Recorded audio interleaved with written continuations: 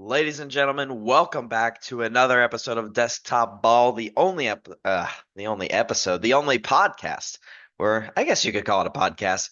Let's call it a show. The only show where I sit at my desktop and talk ball. Today is Tuesday, October 15th, and finally, the offenses in the NFL have come alive. We have figured out how to throw the football forwards. We have figured out how to score a touchdown. And the NFL is just so much more fun to watch when teams are scoring points. Without further ado, let's get right into it. Plenty of points were scored this weekend, including in this game, 49ers 36, Seahawks 24, Thursday night football. Um, the Seahawks, I think we crowned for their fight against the Lions in week 4. And since that game where they played bad defense and got a billion points scored on them, they then played the Giants where they played bad defense and got a billion points scored on them. Now the 49ers, they played bad defense and got a billion points scored on them. And it makes me nervous for the Seahawks moving forward. I'll be honest, it makes me nervous. Um, how many times am I gonna, turn on the Seahawks game or watch the Seahawks and Geno Smith is down, somewhere between 7 and 14 points, and he's fighting for his life, trying to move the ball downfield, and he just can't do it. Um, yeah, I mean it's pretty frustrating for the Seahawks. On the 49ers side, that's a big win to get to 3-3. I still have no doubts about the 49ers. I think this team is really good, but there was definitely concern. I mean, this team is losing games they shouldn't lose. They lost to the Cardinals recently. It's like you gotta start winning games. You gotta find a way to win these games. The good news is these teams are tied for first in the NFC West, which, if you told me last year the NFC West might be the worst division of football this year, I would not have believed you. I think the NFC West is a really good division. I thought the Cardinals would be frisky. I thought the Rams would be good. I thought the Seahawks would be good. I thought the Niners would be excellent. And so far, it's been mediocrity and sometimes even a little below that in the NFC West. That's the Thursday night game. Now, we didn't do a Friday show because I actually was in Austin and not at my desktop. Therefore, how can you do desktop ball if you're not at your desktop?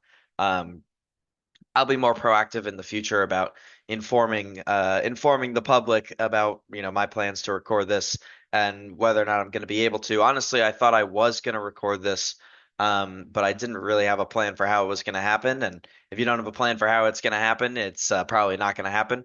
And it ended up not happening. So no real surprises there. Um, that being said, let's get into the Sunday games and we'll kick it off with the London game. Bears 35, Jaguars 16. The Bears have 4 wins against teams with 1 win. They played the Jaguars, the Panthers, the Titans, and the um, Rats. I thought I knew it. Wait, did I say the Jaguars? The Jaguars, the Titans, the Panthers, and they beat somebody else bad. Oh, the Rams. So those are the 4 teams the Bears have beat. They all have 1 win. Um, that being said, they are manhandling bad teams, and we don't apologize for manhandling bad teams. We'll get into that with college football. Texas is number 1 in the country. Have they played anybody good? Absolutely not. But if you manhandle bad teams, you get credit for that. The Bears are manhandling bad teams. They're getting credit for that. Beat the Jaguars 35-16. Now the Jaguars have to stay in London for a week and play the Patriots. When I look at the Jaguars, I see a bunch of big contracts that have not necessarily panned out the way that you would have hoped they would.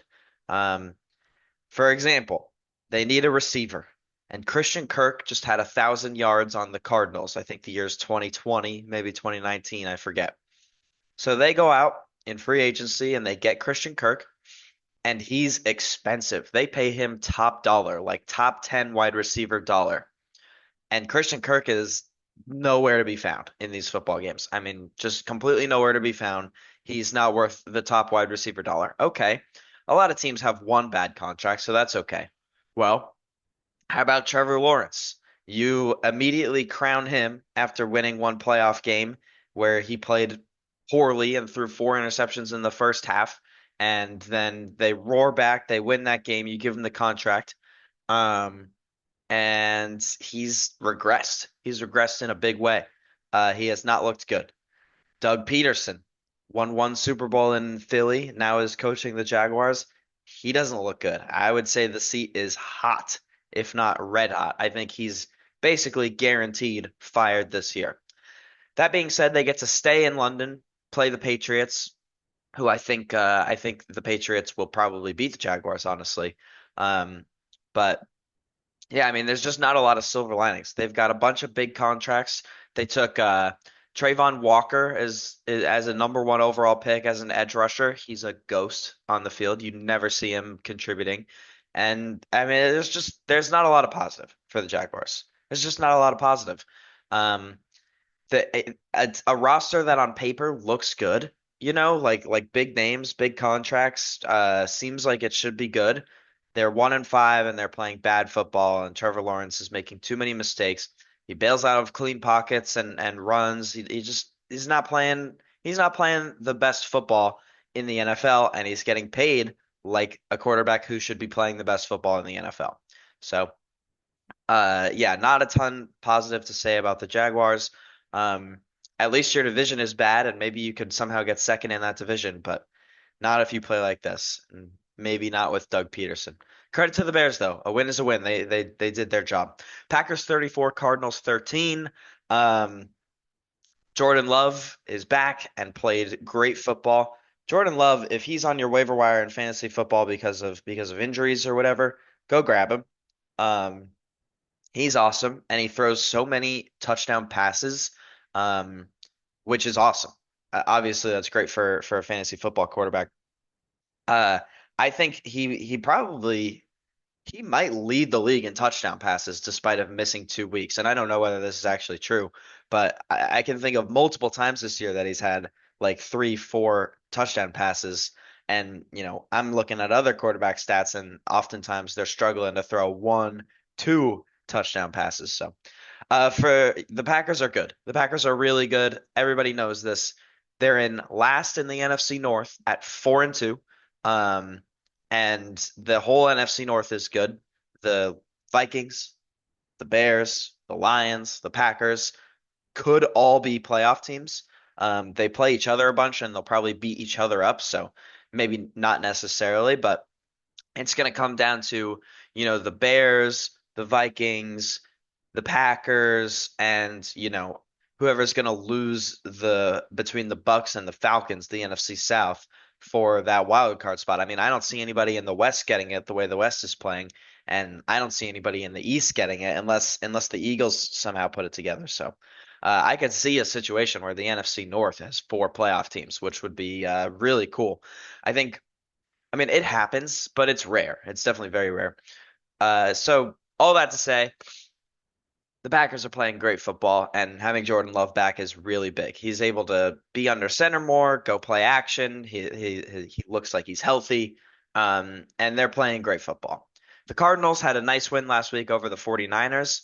I saw some stat that the Cardinals have not won back-to-back games in like 3 years or something like that.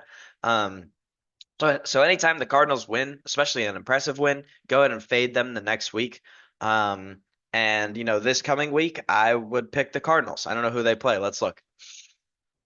Cardinals against Chargers. That's interesting. Maybe not. Maybe not. The Chargers looked good. We'll talk about the Chargers. Colts 20, Titans 17. Joe Flacco completely robbed us of the brain dead quarterback bowl between Anthony Richardson and Will Levis. Um, Joe Flacco, I think, is the better quarterback. I think that Anthony Richardson is healthy, and they are just rolling with Joe, which I mean you got to respect it. Um, the Colts are a good team. Actually, the Colts and the Titans are both like pretty good teams. They're nowhere near as bad as you maybe think they are. Um, but they've been hurt by bad quarterback play, bad quarterback turnovers. And the Colts, I think, have decided, you know what? Like Joe Flacco gives us a better chance to win today. Um, and I would stick with them. It sucks that, maybe Anthony Richardson should learn behind a veteran like Joe Flacco for a year. Like that's not the worst thing that could happen. He was injured all of last year. You wanna give him a chance to succeed in the NFL. He's young. He's a very raw prospect. You drafted him knowing he would be a project. Um, I see no reason why, I see no reason why he should be starting when the Colts are a good team. I mean, this team nearly made the playoffs with Gardner Minshew, and I think that Joe Flacco is marginally better than Gardner Minshew, so I would keep rolling with him. As for the Titans, I would stop rolling with Will Levis and maybe give him a chance to sit and think about it for a couple weeks. You just can't turn the ball over in the amount that he's turning the ball over, and they play good defense. Tony Pollard has been effective in the run game. Uh, it's just hard to overcome quarterback mistakes. It's really hard to overcome quarterback mistakes. So, um, both of these teams, I think, should roll with their backups. I think they have two young quarterbacks who make too many mistakes and probably should not be seeing the field. Last thing on this game is shout out to Josh Downs, who has been absolutely balling with Joe Flacco, playing really, really great football, and it's fun to watch. Texans 41, Patriots 21. Um, Drake May. Drake May. Uh, so in last week's show, I said that I love that the Patriots are rolling with Jacoby Brissett and letting Drake May sit and learn. I said that there's a danger of losing the locker room, however, because the guys in that locker room know that Drake May is the better quarterback than Jacoby Brissett and gives them a better chance to win. I think the very next day there was a mutiny. Whether you want to call it a mutiny or not, it was. I think a few players went to the Patriots head coach or maybe even the GM as well and said, "Hey, uh, we think that we should be playing Drake May." And they say, "Okay, Drake May is going to be the starter." He throws three touchdowns. He has, rookie quarterback mistakes for sure. Definitely moments of inexperience, moments of, "Ooh, what was that?"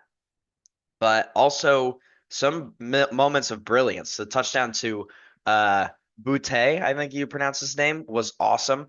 I've been high on Drake May since before the draft. I thought that he was gonna be the best of this draft class. I think he has the worst situation in New England, so I'm worried about him. But I think he's an absolute baller, and I think he's awesome.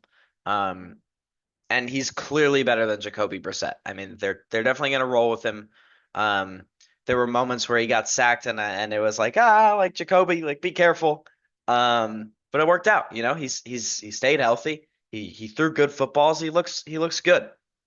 Now the Texans look really good. The Texans look so good, and this was without Nico Collins, which this is a ripping from Big Cat here from Barstool. This quote is, it's probably good for the Texans to um, have a few games without Nico Collins where they need to learn how to win without him because there have been moments where it feels like the whole game plan is let's just throw it up to Nico and he'll bail us out. And I like that game plan. I mean, Nico's good enough, honestly, to bail you out, but um, for the Texans, it's nice to have, Tank Dell playing at the level he played, Joe Mixon playing at the level he played, um, Stephon Diggs playing at the level he played, and CJ Stroud just out there absolutely dealing.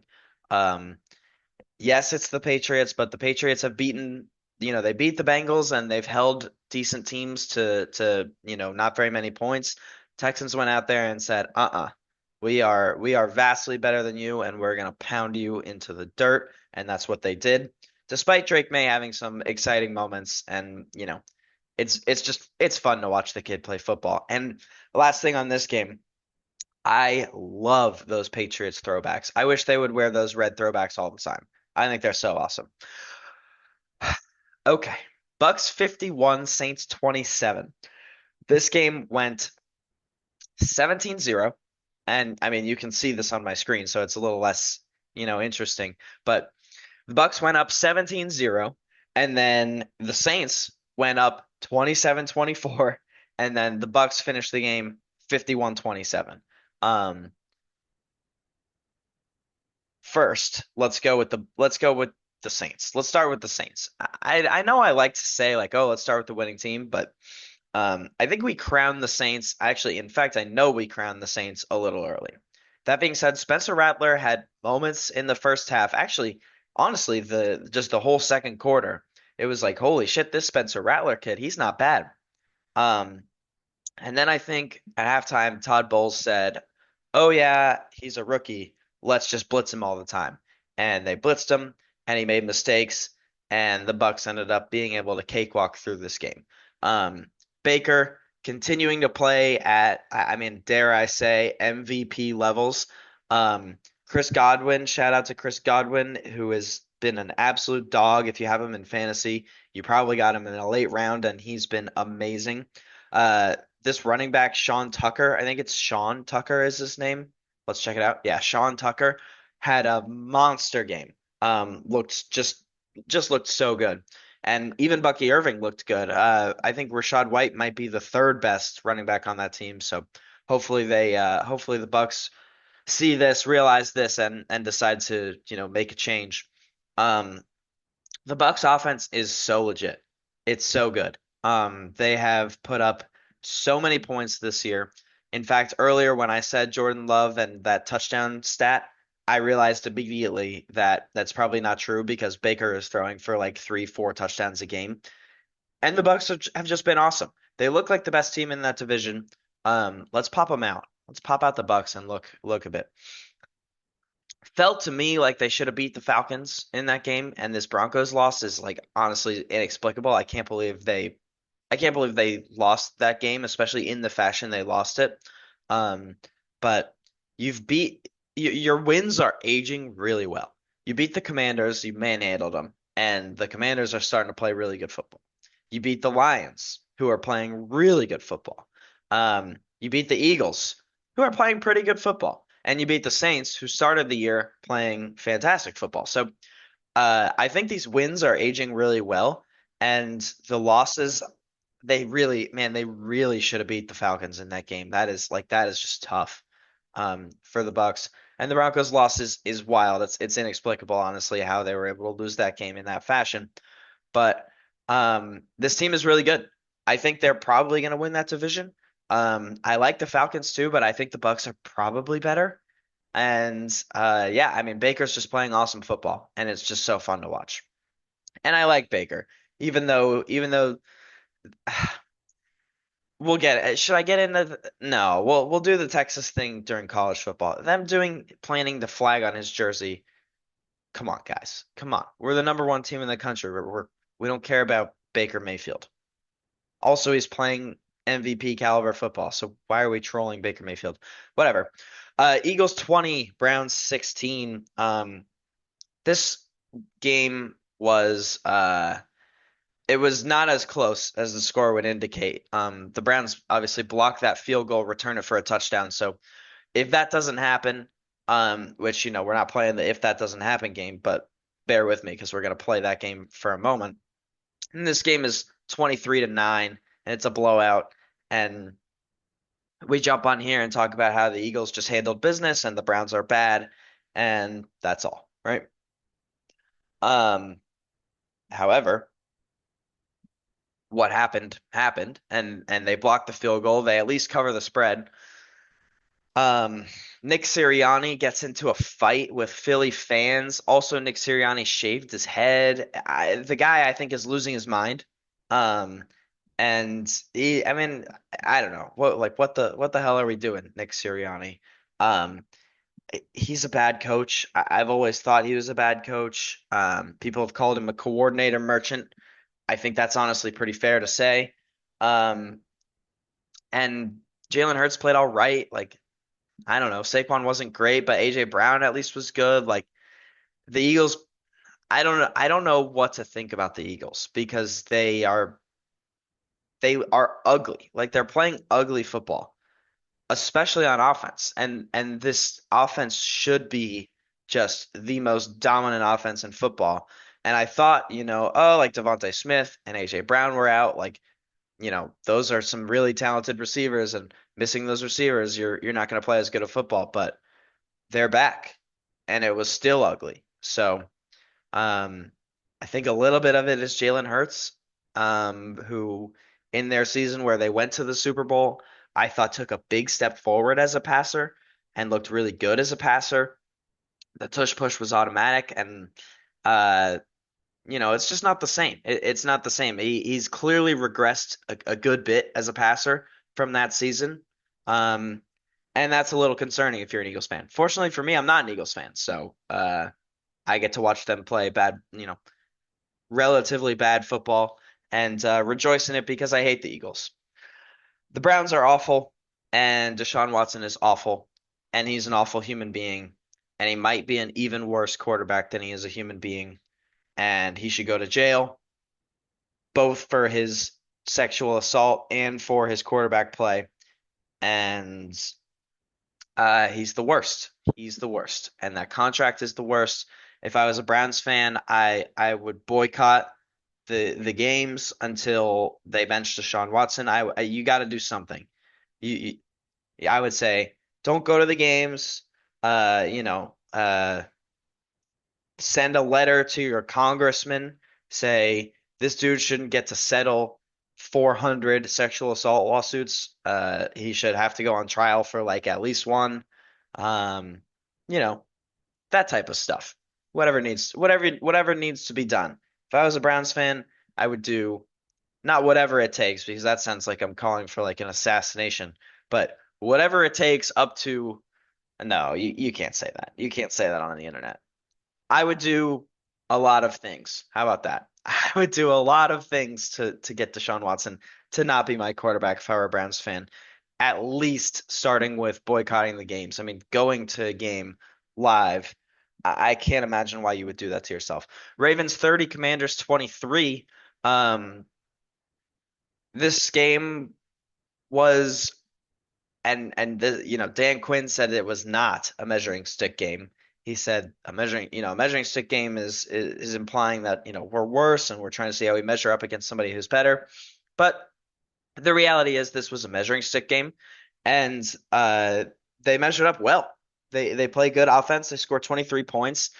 And they even played like all right defense, but I don't know. No, you didn't play all right defense. Here's the problem.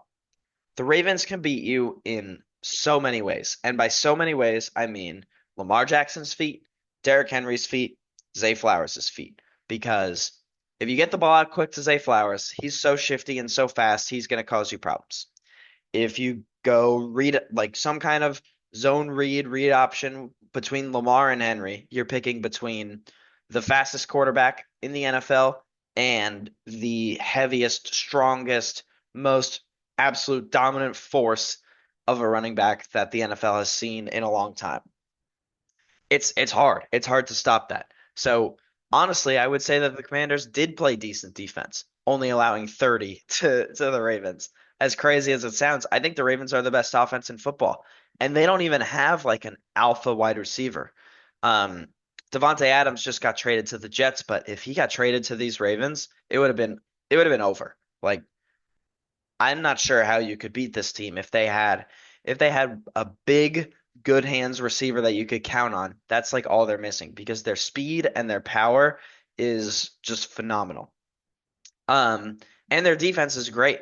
Not a lot of teams are holding the Commanders to only 23 points. The Commanders have been playing lights out, and the Ravens held them to 23, which these are big numbers, 30 and 23, but not even as big as these offenses could go. I mean, these offenses have both gone for plenty more points than these in games previous, and the Ravens are legit. They're absolutely legit. They were a toe away from uh beating the Chiefs week 1, and they were a just wild collapse away from beating the Raiders in week 2. They probably should be 6-0, and they probably are the best team in football.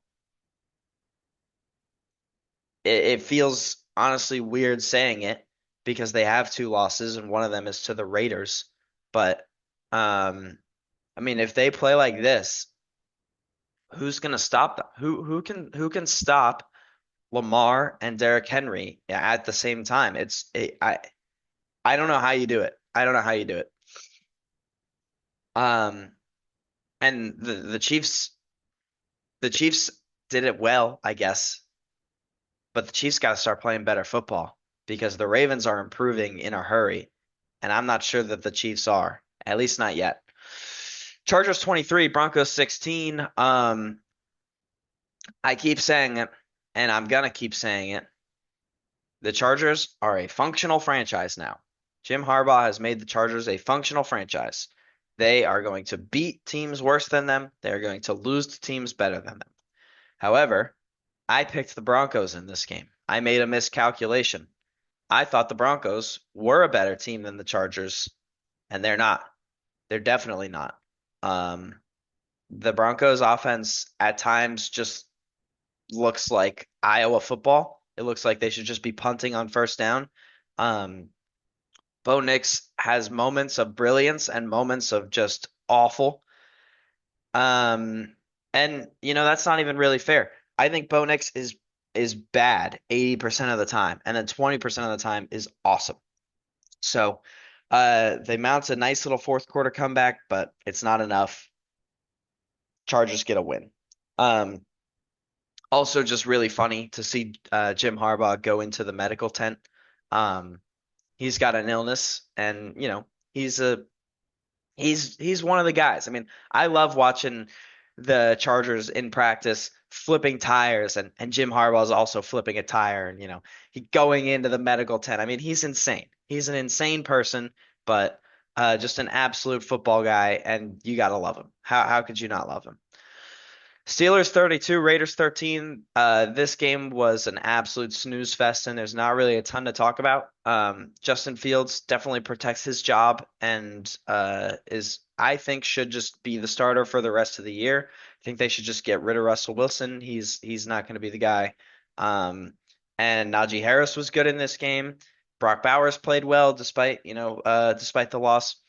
This game was definitely the least interesting of this afternoon slate, I guess. I mean, really nothing was that interesting in this afternoon slate. This Broncos game was I guess close final score, but it was never really close. Steelers manhandled the Raiders. It was never really close. Um, you got Aiden O'Connell at quarterback. He's not playing particularly well. I don't know. Gardner Minshew, not good. Aiden O'Connell, not good. Um, Zamir White out, but also not good. Alexander Madison played okay in this game, I guess, but I don't know. I mean, the Raiders are bad and don't have much prospects of winning games, honestly. If you look at the Raiders schedule, Rams, Chiefs, Bengals. To me, that's loss, loss, loss. Dolphins, if Tua's healthy, loss. Broncos, maybe. Chiefs, loss. Bucks, loss. Falcons, loss. Jaguars, maybe. Saints, maybe. Chargers, loss. So I don't see much for the Raiders. I don't think they're going to make any kind of noise. And as for the Steelers, just keep winning games. Just keep on winning games, and it'll keep on working out for you. Um, they play in a very tough division, and the Bengals are going to get hot. They're going to heat up. So, for the Steelers, just keep winning. Just keep winning. Maybe you'll steal a wild card spot. I think they need more on offense. Um, but 32 points, like 32 points for the Steelers, that's pretty impressive, honestly. Um, Lions 47, Cowboys 9. I'm sure you've seen 7 billion TikToks of how this game went, and oh, Lions did a billion trick plays and the Lions hate the Cowboys and all that. Um, Good. Good for the Lions. Fuck the Cowboys. I think it's great that the Lions embarrassed the Cowboys. I think the Cowboys are just embarrassing. They're embarrassingly bad. Dak was horrifically bad in this game. The rest of the offense was no better. Um, the Lions could do whatever they wanted. They were totally just messing around, having fun at your expense. It was Jerry Jones's 82nd birthday. He hasn't won a Super Bowl since the 90s. Um, and it's just the Cowboys are just pitiful. I think the best word, honestly, is pitiful. I pity the Cowboys. And that's as a Giants fan, and we fucking suck too. But I don't know. Do I pity the Cowboys or do I just enjoy laughing at their misery? Probably more the latter than the former. I think this team is just bad. Like it's a bad football team. And very similar to the Jaguars, it's an expensive football team too. There's no prospects of improvement. You just locked up Dak, who's playing dog shit football, to the most expensive quarterback contract, basically fully guaranteed for 4 more years. So have fun with that. Um, Trevon Diggs is awful, gets gashed all the time, and had that one season where he basically had, I don't know, like three, four, five interceptions, whatever it was, and everybody was like, "Oh, Trevon Diggs is so good." It's like, dude, have you watched the guy try to cover anybody? He's not good. The pass rush is terrible. The run defense is pitiful. The pass defense is worse, and the offense is embarrassing. CeeDee Lamb's a diva. Mike McCarthy's a moron. Mike Zimmer's a bigger moron. Jerry Jones is the biggest moron of them all. And he's 82 and he's going to live forever. And good for the Lions, who are probably the best team in football. Maybe. Losing Aiden Hutchinson is brutal. Um, they have nobody to step up in his place. I went and watched some of the pass rush post Aiden Hutchinson injury. Um, just kind of to see what they had. Do they have somebody who can fill these shoes? Absolutely not. They do not. Um, and he's a big part of that defense. So that makes me nervous. Brian Branch, safety out of Alabama, had I think a forced fumble, two picks, pass breakups. He was everywhere. He was locked down. And he's awesome. I wanted the Giants to draft him in the first round, and he fell all the way to the Lions in the second, um, which is yeah, I mean that's great for the Lions, and they might be playing the best. I mean, who has a better offensive roster? Maybe the Ravens, maybe the Niners. So a top three offensive roster, maybe the Texans. They have at absolute worst, a top four offensive roster in football. And if the defense can play like they did today, which the answer is they can't because they lost Aiden Hutchinson. But if they're able to fill that gap, which they're not going to be able to, but if they can even do like a half decent job of filling that gap, um, the Lions are absolutely a Super Bowl contender and absolutely should be treated as such. Falcons 38, Panthers 20. The Falcons are pretty good, and the Panthers are definitely bad. Um, Andy Dalton, it was fun while it lasted, I guess. They have no answer. Bryce Young's not the answer. Andy Dalton's probably not the answer, although it's probably better with Dalton than it was with Young. And the defense is bad, and nothing's going well. But I feel like I've done enough ranting on bad teams, honestly. Enough with between Deshaun Watson and Dak Prescott. Um, we don't need to keep just bashing on bad teams. The Panthers are bad. They're a bad team. There's really not much else to say about the Panthers. It's just misery. You just want to fast forward to when all this Bryce Young and the Bears trade, when this whole era we can put it aside, start fresh and try something new. Um, and it just sucks, man. It just sucks. For the Falcons, this is a nice game. Playing good football, starting to put something together. They're 4-2. They absolutely can contend for this division, even though I do like the Bucks better. And they're playing good football. Kirk Cousins is playing good football. Bijan and Algier, nice little 1-2 punch. Um, I wonder how good the Falcons would be if they had, instead of drafting Bijan and Michael Penix, if they had drafted, some defense or another wideout or something, because Algiers playing good ball and Penix is not playing any ball. So you wonder whether it's even necessary to have these players. Although Bijan is really good, and I mean, he's super fun to watch. I'm a Texas fan. He was awesome at Texas. He's awesome on the Falcons. It's just a question of, with that high of a draft pick, could you have done something better? And the answer is probably, yeah, you probably could have. But the Falcons are playing good football, and 4-2, definitely in contention for the NFC South, and there's plenty to be excited about in Atlanta. Bengals 17, Giants 7. Um, man,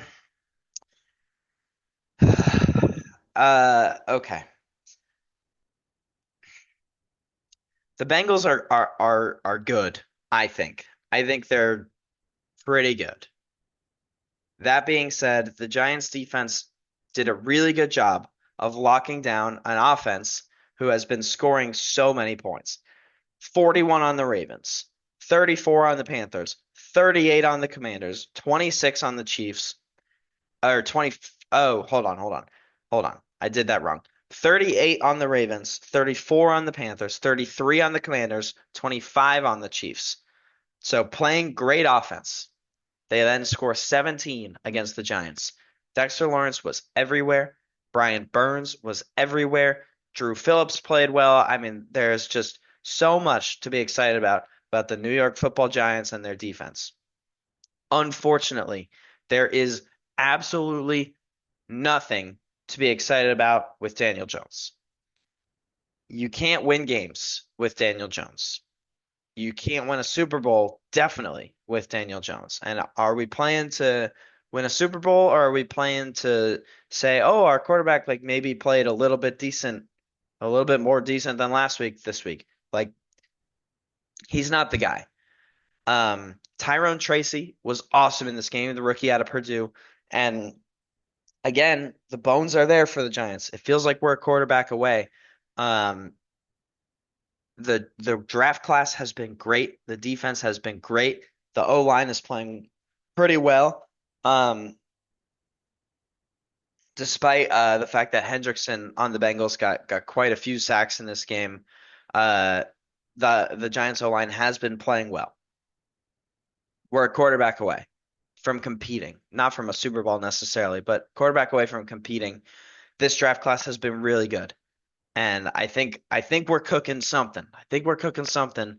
Um, Give us one more draft class like this draft class, and it's Houston Texans level, revival of an organization is honestly what I'm expecting if we nail the quarterback, which is hard to do.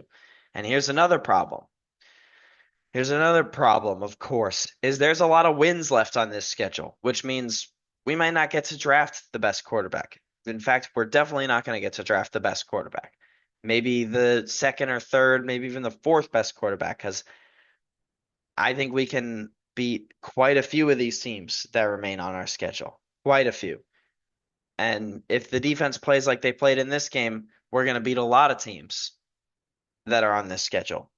So I don't know what the answer is. There's no good free agents coming up at quarterback. There's no real hope with Daniel Jones. He's clearly not the guy. Um, Something needs to be done, and I don't know what it's going to be because we're not going to get to draft somebody elite, and that's just not a good position to be in as an organization. And 7 points against the Bengals defense is not acceptable. They are a bad, bad defense. They've allowed so many points. We put up 7. It's embarrassing. It's embarrassing offense. Bills 23, Jets 20. The Jets should have won this game, but they suck. Um, Aaron Rodgers underthrows Mike Williams on the defining interception of the game. Greg Zuerlein doinks 2 field goals. Uh, Bad roughing the passer calls on both sides.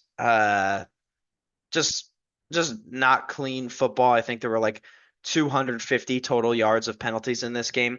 But Josh Allen looked awesome. Josh Allen was Superman in this game. That's what the Bills need if they're going to win games, and he was Superman. He was awesome.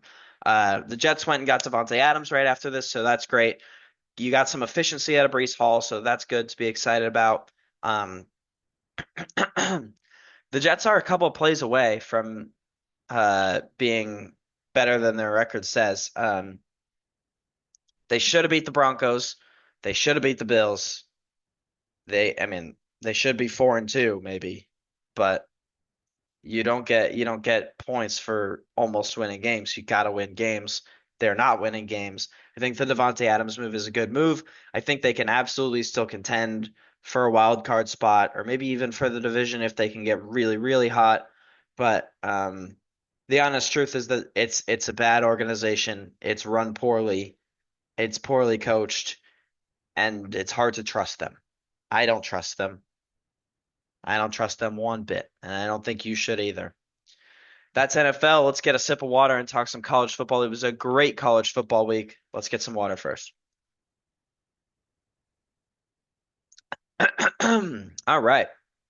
The biggest game of the week is in the Big Ten. Let's go Big Ten first, then we'll go SEC, then we'll go Big 12, then we'll go around the horn, see if there's anything else in the country worth talking about. The big game, Oregon 32, Ohio State 31. Dylan Gabriel was Heisman level good in this game. Um, and Tez Johnson is one of the receivers there. He was awesome. This guy E. Stewart, 7 catches for 150 yards. Evan Stewart is his name. If you don't know it, now you do. He was balling. They had the I don't know if this was intentional, where it was like a squib kick that the Oregon kicker just laced into the Ohio State guy's chest, and they end up recovering it. I mean, literally everything went right in this game for Oregon to win it, and they just looked awesome. They looked absolutely awesome on offense. They made the right plays when it counted, and things worked out. They scored enough points to win this game, and that's really all on the Oregon side. Dylan Gabriel was great. I think there's a lot more to say about Ohio State than there is Oregon, which is why I kind of breezed through Oregon. Ohio State had a very real opportunity to win this game. First, let's talk about the offensive pass interference on Jeremiah Smith. It was really soft. At best, it was a really, really soft offensive pass interference call. Yes, he pushes off of him, but no, he does not he doesn't extend his arms all the way. Um, and you could argue that that DB just needs to hit the weight room. Like, there's contact on every play. Watch the tape. There is contact all the time. And to throw that flag there, it hurts. It hurts bad, and it was soft, in my opinion. The clock management was bad. So bad. There were so many opportunities to take that timeout, and they don't do it. There was when Will Howard got sacked to start the drive with like, I don't know, 50 seconds or something like that. Instead, you let 20 seconds tick down before you can hike the ball. Um, there was coming out of the penalty when it seemed like just didn't know that the clock was going to run after the penalty. They could have taken it any time in between there. Instead, they end up losing that game with a timeout because Will Howard can't get down in time. And I don't want to blame Will Howard for that not getting down in time. I mean, it's so hard. It's so hard to nail that right. He's trying to basically min-max every yard he can get by every second. And, Oregon does the 12 men on the field thing with 10 seconds to tick it down to 6 and prevent a big play. Dan Lanning comes out and says, "Yeah, like we go through situations, and that's a situation we've practiced before, and like yes, it was intentional 12 men on the field to burn clock." In the NFL, if we see 12 men on the defense, we immediately blow it dead. In college, that's not how it works. They're allowed to run the play. Um, so there's that. Uh, and just so many bad clock management moments out of Ohio State. And this is beginning to feel like a thing with Ryan Day. It's beginning to feel like the big moments we just can't get it done. That being said, I wouldn't panic. I think this team is so good. This team is so good. Will Howard, people are going to clown him because of the end of that game. Will Howard was so good in this game. He was so good in this game. Um, and like if they don't get that offensive pass interference call, we're just singing such a different tune about this Ohio State team. We're talking about how they went into Oregon and they gutted out a shootout, difficult win over a really good Oregon team. And we're singing about, they definitely be number one in the country. And we definitely be talking about how incredible, Will Howard played, how good Jeremiah Smith is, how good Emeka Ibuka is. Their running back duo is both phenomenal. Instead, you get no pass rush all game. Ryan Day struggling in big moments, poor clock management, and just a really gutting, disappointing loss. Let's stay in the Big Ten. Penn State 33, USC 30. Penn State of old, the old Penn State, would lose this game. They totally would lose this game. And when they were down, I thought to myself, oh my goodness, it's same old Penn State. Same old Penn State, can't win the big one, can't go on the road. And they're a fraud. They shouldn't have been ranked four. I mean, I was thinking it all. I was thinking it all. But they come back. Drew Aller, it plays a pretty ugly game, but finds a way to gut it out and win. USC misses a field goal in overtime. I think, no, was that the Ole Miss game? I say this all blends together. It's hard to remember, especially you know on multiple days after Saturday. It's hard to remember what happened when. But yeah, I mean Penn State of old loses this game. USC is way better than their record says. I don't care that they're 3-3. I think everybody who's watched USC this year knows how good USC is. Matter of fact, USC is a missed tackle against Michigan, a couple plays against Minnesota, a couple plays against Penn State away from being 6-0. They're a really good team. They're by far the best 3-3 team in the country. And for Penn State to go into USC, gut out a comeback victory, I mean, that is just awesome. And the Penn State of old totally would have lost this game. This feels different. This feels like a new Penn State. Let's tab out Penn State and check out. They've got a big one at home against Ohio State in 2 weeks. That one is huge. If they can win that game, the sky is the absolute limit for this Penn State team. I don't think they will, to be fair. But if they can, look out. Look out. Let's go to the SEC. Start with the big one. Texas just demolishes, dismantles, embarrasses this sorry Oklahoma team that doesn't deserve to be ranked. Um, they have Oklahoma has no answer on offense. They have nothing on defense. They have looked completely inept in the two games where they played decent teams. They get bailed out against Auburn, against the worst Auburn team to ever take the field, and they're awful. Everybody knows they're awful. There's really there's really no doubt. Um, there was really never a doubt who was going to win this game. I thought 14.5 was honestly too low of a spread for this game, and Texas just manhandles them. Just absolutely manhandles them. And Quinn Ewers played poor football, bad misses, bad interceptions. Um, the defense wasn't as good as it could have been. Still manhandled Oklahoma. They're that bad. They're truly, truly terrible. The other big one is there anything else to talk about in this game? Like I feel like I just breezed through it. There's nothing to talk about. Oklahoma's just fucking awful. They're embarrassing. And there's no prospects of it getting better. None. And Brent Venables is probably not the guy. Texas has a big test against Georgia coming up. LSU 29, Ole Miss 26. I was watching this one live and just unbelievable. Look at Garrett Nussmeier's stat line. 22 for 51. 22 for 51.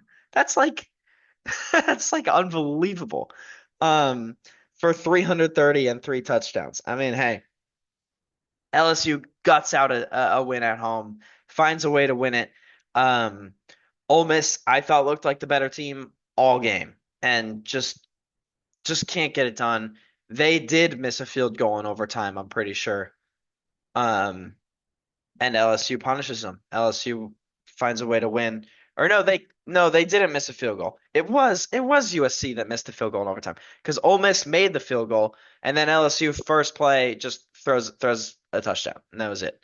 Um, yeah, so it was USC that missed the field goal in overtime, and that's how Penn State won that game. That's right. Um, yeah, LSU gets a big win, big win. Their defense is good. Their defense is definitely good.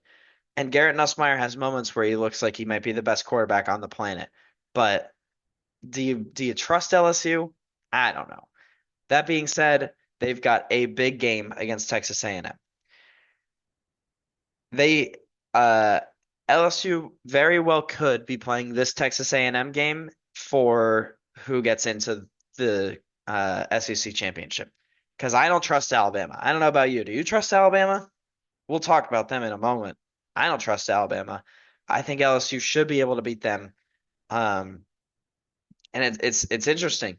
LSU very well might be an SEC championship team.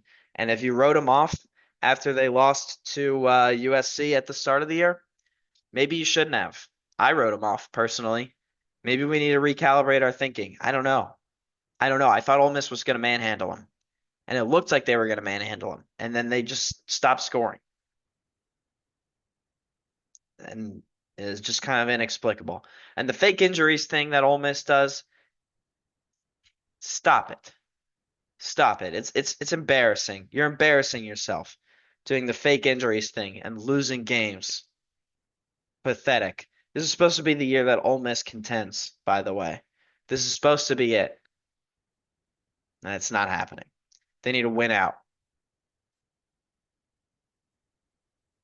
And they absolutely can.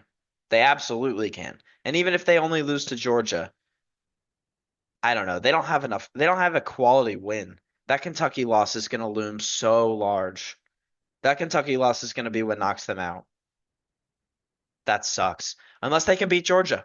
And then they'll have a quality win and they'll have two losses and they're probably a college football playoff team. But man, I don't know if that's going to happen. Okay, let's talk about all the shitty teams in the SEC that narrowly escaped really bad opponents. Let's start with Georgia. Georgia, I think, is really good, but they narrowly escape against a Mississippi State team who is playing like they're playing pretty good football, but your leading rusher on Georgia, on the University of Georgia, is this dude A. Evans the third, who has one carry for 52 yards. He's a wide receiver. You have no run game. This is Mississippi State. You can't push them around. You have no run game. All right. How about your defense? Oh, you allowed 31 to Mississippi State? All right. Okay. Is that the kind of team Georgia is? I mean, shit, they let Alabama beat the hell out of them earlier in the season. Let Alabama go up 30-7 in the first half. Maybe this is the kind of team Georgia is. Maybe they don't play that good a defense. Maybe they have no run game. That doesn't seem like it should be Georgia. I think of Georgia, I think the most man football team on the planet. The team you don't want to face. The dogs. And they're like literal dogs. They got to shape up. They got a big test coming this week. They got a big test coming this week.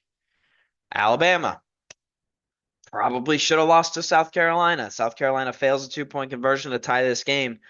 Um, this Alabama defense. So we've talked about how the Alabama defense is bad. Talked about it last week. There are also going to be situations, apparently, where if the Alabama offense isn't on, you could end up in games like this, where you're in a tight game with South Carolina. Is that who Alabama is? It feels like it. It actually, contrary to Georgia, who I don't think this is Georgia. I don't think this is Georgia at all. I think they'll bounce back. Maybe Texas will beat them. I think Texas is probably going to be favored in that game, but um I don't think Georgia's going to allow 31 points to Mississippi State caliber team. I don't think they're that bad. Alabama, I think, might be this bad, and that's crazy. I kind of can't believe it. And this South Carolina team is a few plays away from us being like, yo, that like talking about how good they are. Look at South Carolina. Narrowly lose to LSU, which they should have won that game. There was that pick six that got called back for roughing the passer or something. Garbage. Narrowly lose to Alabama. Could have won this game.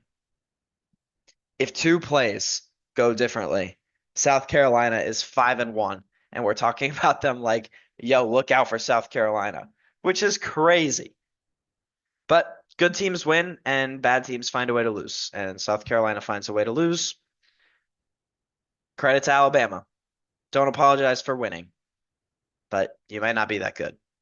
And I wonder how long Kalen DeBoer gets to do this before people start asking for a change. Tennessee 23, Florida 17. Tennessee escapes in overtime against a terrible, pitiful, bad Florida team. Tennessee offense went from preseason, pre-SEC, looked like the most exciting thing. Nico was quickly the Heisman, everybody's favorite dark horse Heisman guy. Everybody was all over Nico. Guys, he looks bad. He looks bad. He sits on one read the entire time. He's got bad feet.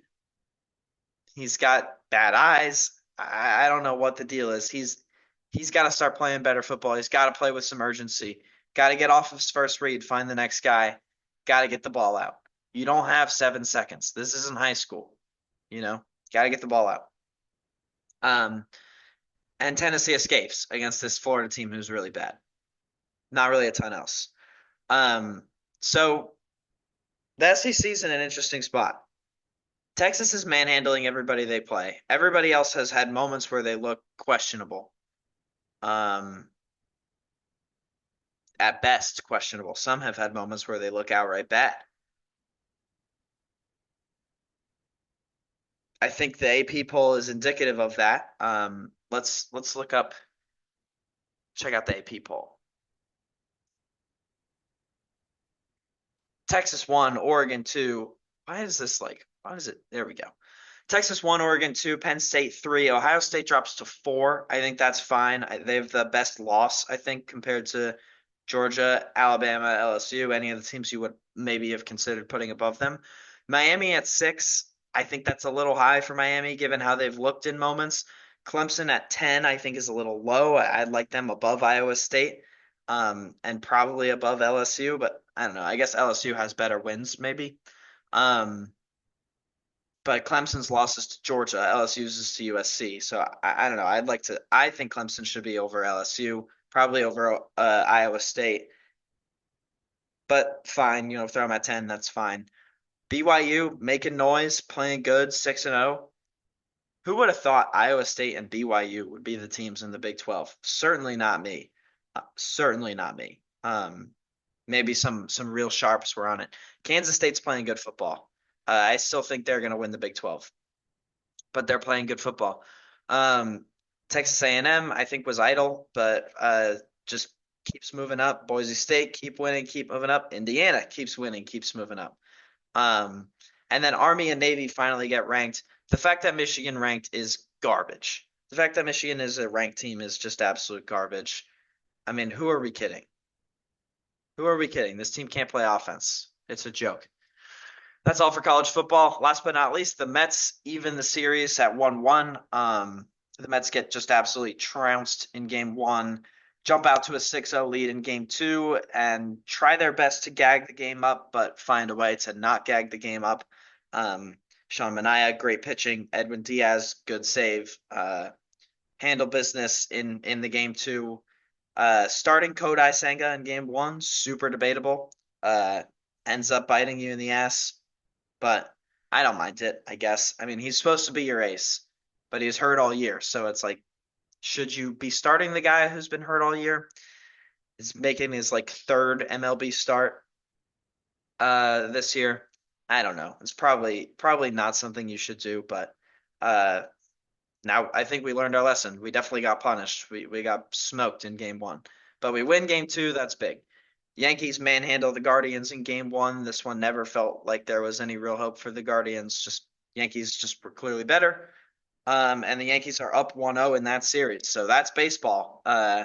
It would be really, really fun if we had a Yankees Mets Subway Series, World Series, and it feels like it could happen. Um, Mets going back to Citi Field, tied 1-1. Let's see if we can win a few games at Citi Field. And for the Yankees, I'm going to root against you, but I don't think it's going to matter. I think the Yankees are probably the better team. That is all, ladies and gentlemen, for this episode of Desktop Ball. I really appreciate you watching. I really appreciate you liking, subscribing, commenting, sharing with a friend, whatever it is you want to do. I keep saying I'm going to do things to market this podcast, and I'm not marketing it. I'm not doing a good job. So most of you know me. Probably right now, honestly, all of you know me. So hold me accountable. Say, hey, dude, you haven't posted a TikTok yet. Hey, dude, you're not doing anything for this thing and you're putting in all this effort to record it. Like, why don't you do a little bit of editing work or something, right? Um, so anyway, thanks so much for watching. Interact with the video however you please, and I'll see you guys next time. Bye bye.